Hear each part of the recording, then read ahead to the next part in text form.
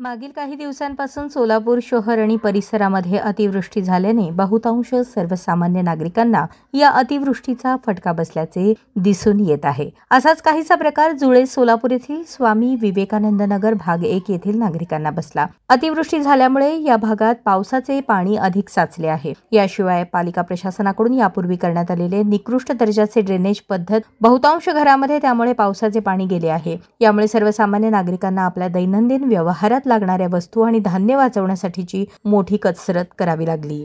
पालिका प्रशासनाने वेळीच या भागातील पाण्याचा निचरा होण्यासाठी चोख व्यवस्था करावी, अन्यथा जुळे सोलापूर स्वामी विवेकानंद नगर भाग 1 मधील नागरिक यापुढे पालिकेत कोणत्याही प्रकारचा कर भरणार नसल्याचा इशारा रमेश हसापुरे यांनी यावेळी दिला। विवेकानंद नगर भाग 1 मध्ये अक्षरशः सोलापूरला अतिवृष्टी आणि पाऊस जास्त झाल्यामुळे गोरगरीब लोकांच्या घरामध्ये अक्षरशः पाणी घुसून त्यांचे जो काय कडधान्य वगैरे आहे ते सगळं चक्क भिजून पूर्णपणे नुकसान झालेले असून आज रोजी आम्ही सोलापूर जिल्हा काँग्रेस आहे कमिटीच्या वतीने आज आम्ही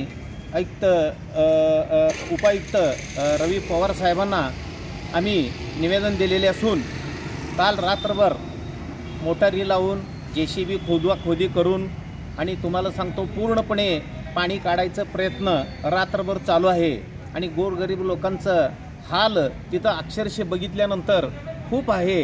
याचं दखल सोलापूर महानगरपालिका घ्यावं म्हणून मी आज सोलापूर जिल्हा काँग्रेस कमिटीकडनं मी आज उपायुक्त रवी पवार साहेबांना निवेदन दिलेले असून त्याचं दखल घेतील। त्यांनी स्वतः तुम्हाला सांगतो तिथं येतो म्हटलेत।